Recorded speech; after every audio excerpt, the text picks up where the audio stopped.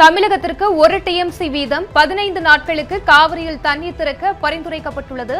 இதுகுறித்த முழு விவரங்களுடன் இணைந்திருக்கிறார் எமது சிறப்பு செய்தியாளர் பிரேமி. வணக்கம். இதுகுறித்த முழு விவரங்களை பதிவு செய்யுங்க. வணக்கம் பவித்ரா. தமிழகத்திற்கு காவிரி நீரை திறந்து விட வேண்டும் என கர்நாடக அரசிற்கு காவிரி ஒழுங்காற்று குழு பரிந்துரை செய்துள்ளது. உச்சநீதிமன்றம் உத்தரவின் பேரில் அமைக்கப்பட்டுள்ள காவிரி மேலாண்மை ஆணையம் மாதம் ஒருமுறை கூடி வரும் நிலையில் அதன் துணை அமைப்பான காவிரி ஒழுங்காற்று குழுவின் 139வது கூட்டம் டெல்லியில் இன்று நடைபெற்றது.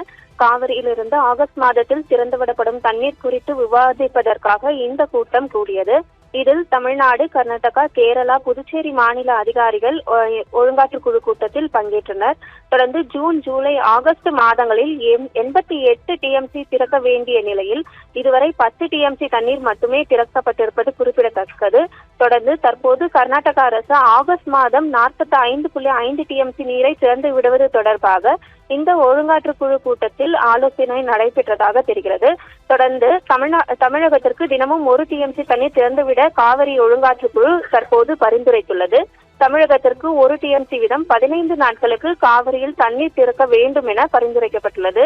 முன்னதாக 15 நாட்களுக்கு வினாடிக்கு 3500 கன அடி நீர் திறக்க ஜூலை 28 உத்தரவிடப்பட்டிருந்த நிலையில் தற்போது தமிழகத்திற்கு 15 நாட்களுக்கு தினமும் 1 டிஎம்சி தண்ணீர் திறக்க வேண்டும் என காவிரி ஒழுங்காற்று குழு பரிந்துரை செய்துள்ளது. பவித்ரா,